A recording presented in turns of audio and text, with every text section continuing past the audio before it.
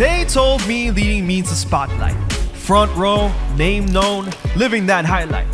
Climb the ladder, get the title, and hold it tight. Okay to step on a few just to get your life right. But hold up.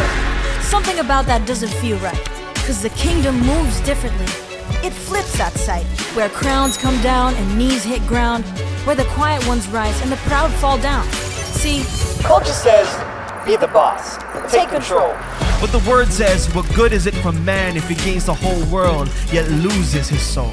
They want position, he wants surrender. They want glory, he says, remember, remember, remember? But Jesus didn't just drop truth and dip. He got water in a basin, kneeling low to the floor, washing dirt off the feet of the ones he led before. Messiah? Teacher? King? Doing that role? Servant with a crown? Woo! Yeah, that's the goal. He didn't lead from comfort. Didn't flex his fame. He led through sacrifice. Even death in his name. Not for applause, not for a stage. Not building kingdoms that fade with age. Not for the likes, not for the clout. If it's about us, yeah man, we're missing the route. You see, you got a campus. That's your ground. That's where his love needs to be found. Serve the campus, don't just exist. Be the hands of love they didn't know they missed. We don't rise just to be seen. We rise to serve in between. If you wanna be first, let's take a step back fast. Kingdom way? Yeah, we lead last. Good morning, everyone. Welcome sa ating 10 a.m. service. Are you excited to worship God this morning? Pwede po ba nating i-greet yung katabi natin? Batiin naman natin ng masayang good morning. And right now, let's worship God together. Can we all stand?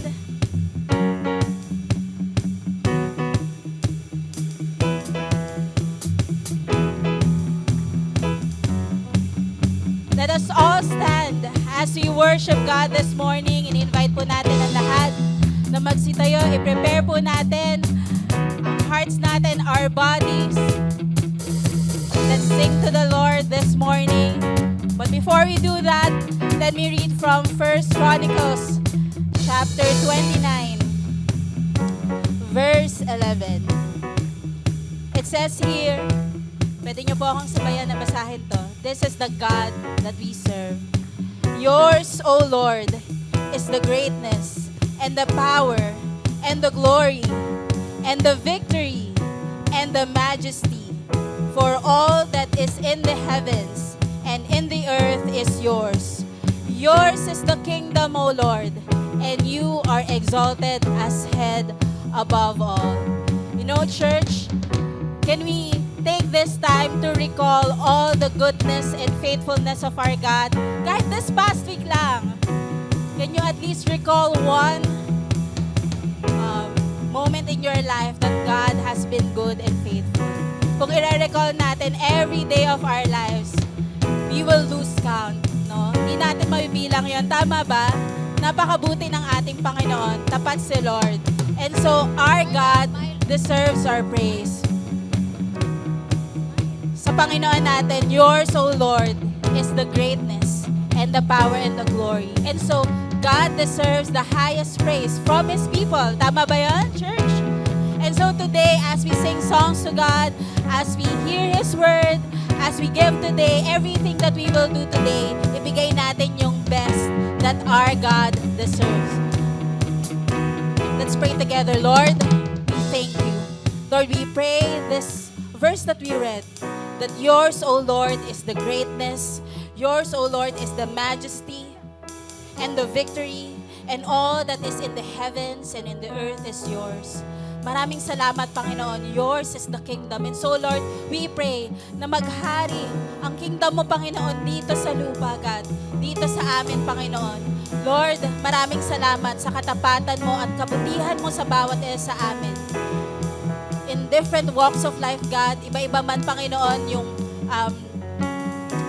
pinanggalingan namin, Panginoon. Maraming salamat, God, because you saved us and you continue to shape us, God, to be more like you, Jesus. And so today, God, we recall, God, yung kabutihan mo sa amin at katapatan mo sa amin.